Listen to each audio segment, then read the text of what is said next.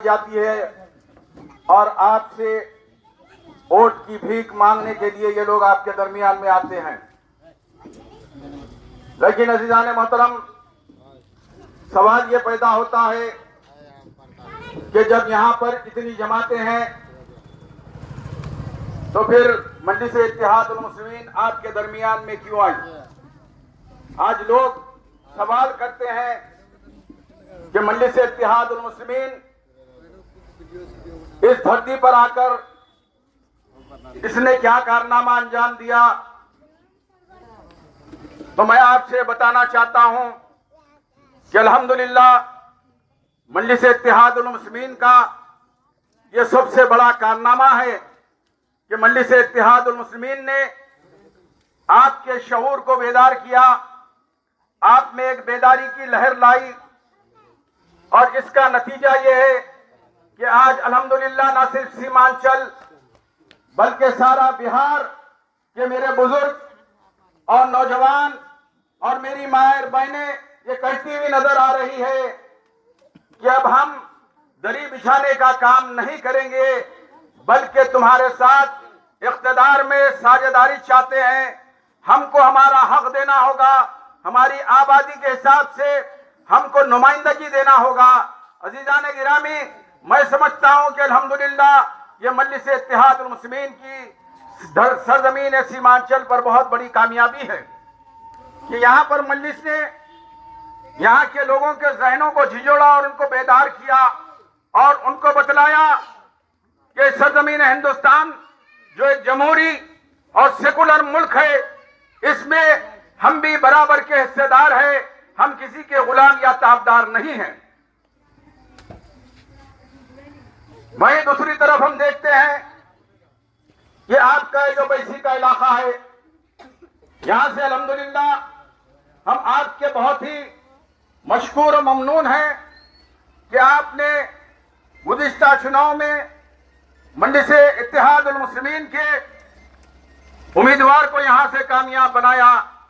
लेकिन बदनसीबी की बात यह है कि वो शख्स गद्दार निकला और जमात को छोड़कर वो दरी बिछाने के लिए दूसरी जमात में चले गया।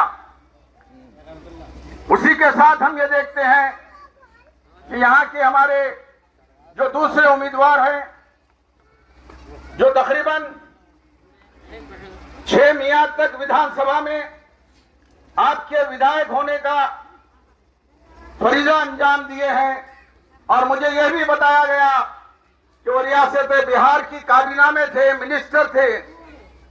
लेकिन हम देखते हैं कि 6 बार विधायक रहने के बावजूद, एक वक्त के मंत्री रहने के बावजूद भी यहाँ पर कोई सुविधाएं नहीं है। ये हल्का अपनी पसमानदगी की एक मुंह बोलती हुई तस्वीर बना हुआ है।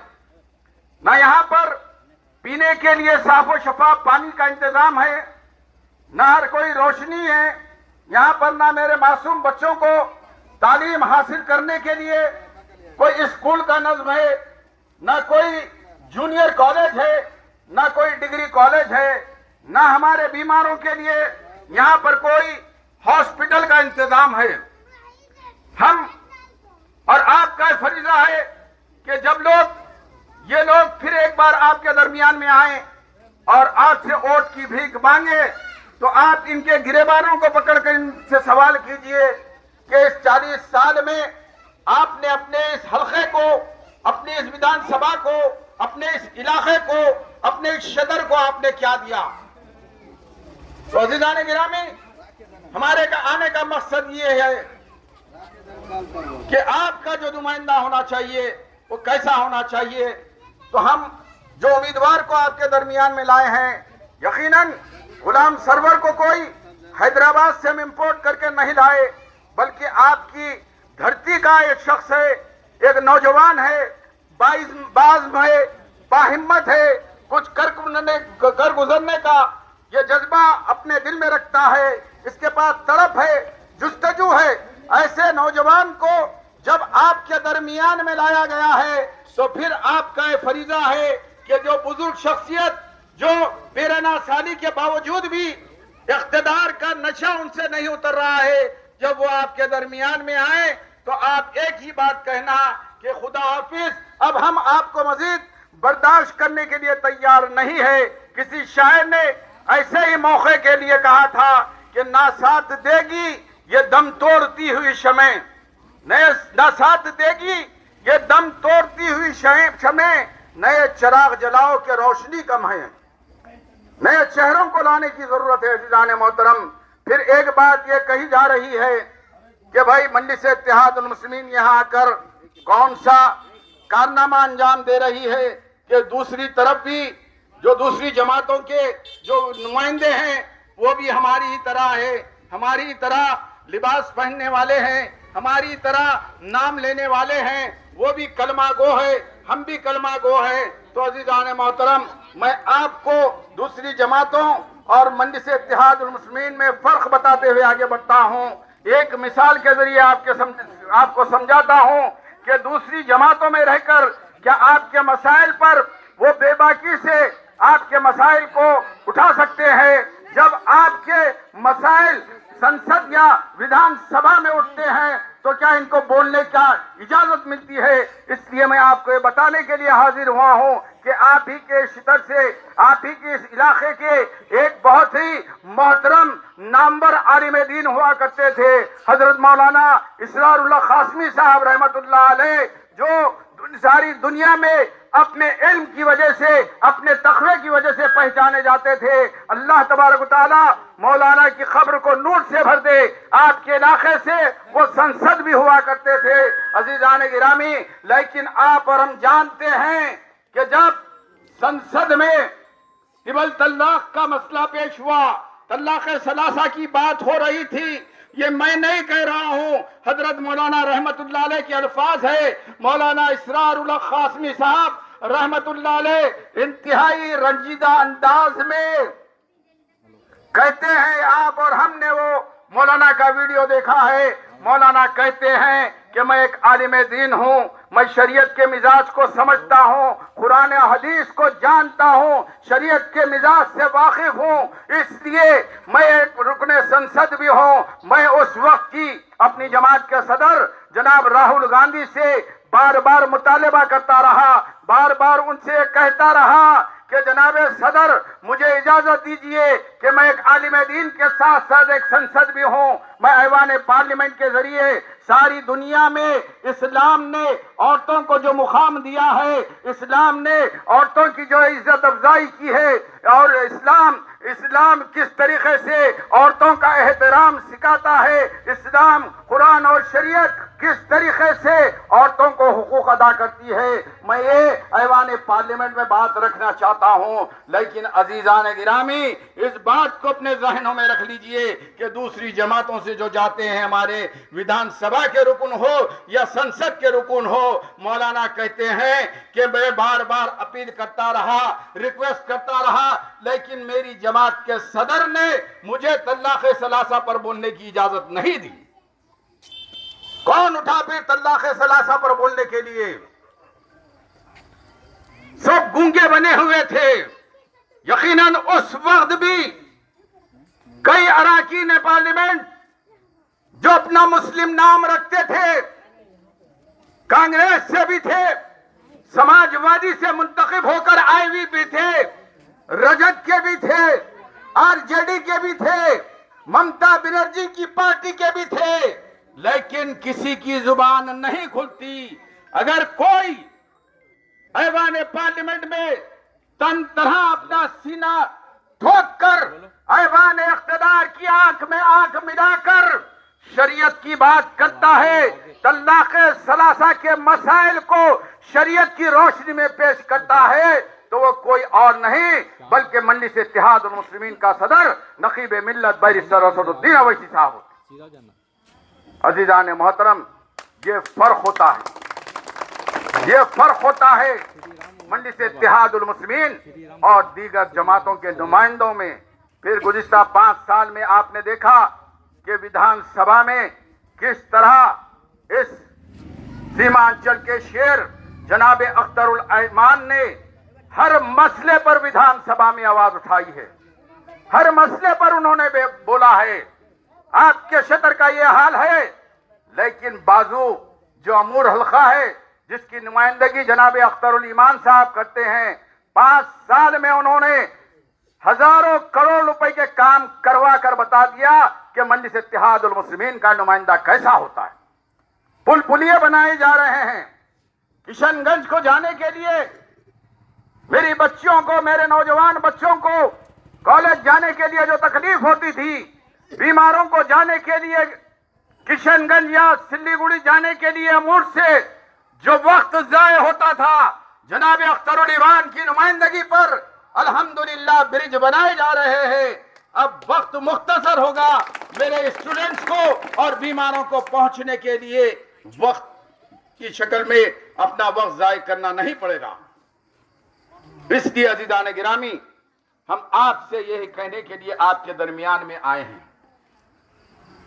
کہ آج آپ کے پاس کوئی سویدھائیں نہیں ہیں۔ گورنمنٹ کی جو اسکیمات ہے عوام تک یہاں پر پہنچایا نہیں جاتا۔ مجھے بتلایا گیا کہ کرپشن اتنا بڑا ہوا ہے کہ ایک جنم پتر بنانے کے لیے ہزاروں روپے خرچ کرنا پڑتا ہے۔ آئیے کبھی حیدرآباد اور دیکھیے کہ وہاں پر کس طریقے سے مجلس اتحاد المسلمین کام کرتی ہے۔ آپ کو میں بتلاتا ہوں کہ لوگ آج کہتے ہیں کہ مجلس نے حیدرآباد اور تلنگانہ میں کیا کیا۔ ارے مجلس سے الحمدللہ ہر زمانے میں اقتدار کے گریبانوں کو پکڑ کر اپنی عوام کے لیے حقوق حاصل کیے ہیں۔ آج وہاں پر اللہ کے فضل و کرم سے مسلمانوں کے لیے 4% ریزرویشن ہے۔ کسی بھی کالج میں، کسی بھی یونیورسٹی میں، کسی بھی نوکری کا جب مسئلہ آتا ہے تو وہاں پر 4% مسلمانوں کو لینا شامل کرنا ضروری ہے۔ دوسری طرف جو بچے، میرے معصوم بچے اسکولوں میں تعلیم حاصل کرتے ہیں، فرسٹ کلاس سے لے کر 10th کلاس تک، بلکہ انٹر تک، ان کو گورنمنٹ کی طرف سے سالانہ اسکالرشپ دی جاتی ہے۔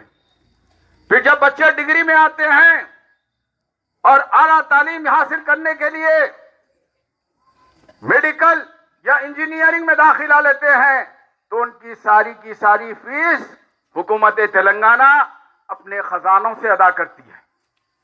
کیا آپ کے پاس ایسی کوئی اسکیم ہے؟ بتلائیے۔ پھر آگے بڑھ کر ہم دیکھتے ہیں کہ جب مجلسی قیادت نے دیکھا کہ شادیاں بہت مہنگی ہو چکی ہے، ملت کی بیٹیاں ماں باپ کی غربت کی وجہ سے شادیوں کی عمر کو پار کر رہی ہے، ان کے بالوں میں چاندنی پھوٹ رہی ہے، ماں باپ آرزودہ ہے کہ کس طرح اپنی پیاری اور لاڈلی بیٹیوں کے ہاتھ کو پیلے کریں، تو عزیزان گرامی، مجلس اتحاد المسلمین کے ایوان قائد مقننہ جناب اکبر الدین اویسی صاحب نے اسمبلی میں اس وقت کی حکومت سے مطالبہ کیا کہ غریب مسلمانوں اور غریب ہندو بہنوں کی شادی کے لیے اسکیم کا اعلان کیا جائے۔ تو آپ کو جان کر حیرت ہوگی کہ الحمدللہ ریاست تلنگانہ میں جو وائٹ راشن کارڈ رکھنے والے غریب لوگ ہوتے ہیں، چاہے وہ ہندو ہو یا مسلمان ہو، ان بیٹیوں کی شادی کے لیے تلنگانہ گورنمنٹ شادی مبارک اسکیم مسلمانوں کے لیے اور ہندوؤں کے لیے کلیانہ اسکیم کے نام پر 1,11,000 روپے ان بچیوں کی شادی کے لیے ادا کرتی ہے۔ کتنے اسکیمات کو آپ کے سامنے رکھوں، مجلس اتحاد المسلمین کے کتنے کارناموں کو آپ کے پاس رکھوں۔ تلنگانہ کی سطح پر مجلس اتحاد المسلمین یہ کام کر رہی ہے تو قومی سطح پر جب کہیں بھی گائے کے نام پر انکاؤنٹر ہوتا ہے تو مجلس اتحاد المسلمین کی آواز اٹھتی ہے، طلاق کا بل آتا ہے تو مجلس اتحاد المسلمین کی آواز اٹھتی ہے، CAA کا بل آتا ہے تو مجلس اتحاد المسلمین بولتی ہے۔ ارے آپ کی سرزمین پر علی گڑھ مسلم یونیورسٹی کا سنٹر قائم کرنے کی بات ہوتی ہے، تو مجلس اتحاد المسلمین بولتی ہے آزادی سے لے کر آج تک کسی نے سنسد میں سیمانچل کی بات نہیں کی. اگر سیمانچل کی پسماندگی، یہاں کی ترقی اور اس علاقے کو اسپیشل اسٹیٹس دینے کے لیے کوئی بل پیش کرتا ہے، کوئی آواز اٹھاتا ہے، تو وہ کوئی اور نہیں بلکہ مجلس اتحاد المسلمین کے صدر نقیب ملت بیرسٹر اسد الدین اویسی صاحب. ارے اس سے بڑھ کر کیا ہونا کہ لوگ جانتے ہی نہیں تھے کہ ہندوستان میں سیمانچل کی طرح کوئی پسماندہ علاقہ ہے. ہم خود 2015 سے نہیں جانتے تھے. آج اللہ کے فضل و کرم اور مجلس اتحاد المسلمین کی وجہ سے ساری دنیا سیمانچل کو جان رہی ہے. اسی لیے ہم آپ سے مطالبہ کرتے ہیں کہ گزشتہ انتخابات میں 2020 میں آپ نے یہاں سے مجلس اتحاد المسلمین کی آواز پر لبیک کہتے ہوئے بیرسٹر اسد الدین اویسی صاحب کے پیغام پر لبیک کہتے ہوئے مجلس کے امیدوار کو 32,000 سے زیادہ ووٹوں سے جتایا تھا. اب ہم توقع رکھتے ہیں کہ ایک نوجوان باعزم باہمت نوجوان آپ کے درمیان غلام سرور کی شکل میں ہے تو آپ انشاءاللہ 11 تاریخ کے دن یہ بتلانا ہوگا آپ کو کہ سارے بہار میں سر فہرست سب سے زیادہ ووٹ سے اگر کوئی جیتے گا تو بیسی کا امیدوار غلام سرور ہوگا. پتنگ صاحب، پتنگ صاحب. آپ ہم جانتے ہیں کہ برسات کا موسم آتا ہے تو ہم کو پتنگے نظر آتے ہیں. سمجھتے ہیں نا پتنگے؟ پتنگے سمجھتے ہیں کیڑے جو نکلتے ہیں پر والے پتنگے نکلتے ہیں. تو انتخابات کی موسم میں سیاسی پتنگے آپ کے درمیان میں آتے ہیں. جب بھی کوئی ایسا پتنگا آپ کے درمیان میں آئے تو آپ کا جواب ایک ہی ہونا چاہیے کہ اب ہم پتنگوں کو ووٹ نہیں دیں گے بلکہ انشاءاللہ پتنگ کو ووٹ دیں گے. سب تیار ہے نا پتنگ کو ووٹ دینے کے لیے؟ میں یہ امیدیں لے کر حیدرآباد کو جاؤں کہ 14 تاریخ کے دن جب رزلٹ آئے گا، نتائج آئیں گے تو غلام سرور بھاری اکثریت سے یہاں پر کامیاب ہوں گے. یاد رکھنا ہے 11 تاریخ کے دن تمام مصروفیات منسوخ، کھیتی باڑی ایک دن کے واسطے روک دینا ہے. نوجوانوں سیل فون کو آف کر کے رکھ دیجئے. نو مووی، نو ٹی وی، نو فون، کوئی سرگرمی نہیں، نہ فیس بک، نہ انسٹاگرام. بلکہ 14 تاریخ کے دن کیا ہونا؟ جو مشین رہے گا، ای وی ایم مشین جو ہوگا اس پہ سیدھا 4 نمبر پہ جانا ہے. 4 نمبر کے مقابل میں پتنگ کا نشان رہے گا. پتنگ پہ بٹن دبتے رہنا. کب سے؟ صبح 7 بجے سے پولنگ کا وقت ختم ہونے تک صرف ایک ہی کام ہے کہ پتنگ پہ بٹن دبتے رہنا. انشاءاللہ اس کے بعد میں کوئی بڑے وعدے نہیں کرتا. امید کرتا ہوں اللہ تبارک و تعالیٰ سے کہ آپ کا نوجوان شبانہ روز آپ کے درمیان میں رہ کر آپ کے مسائل کو حل کرنے کی کوشش کرے گا.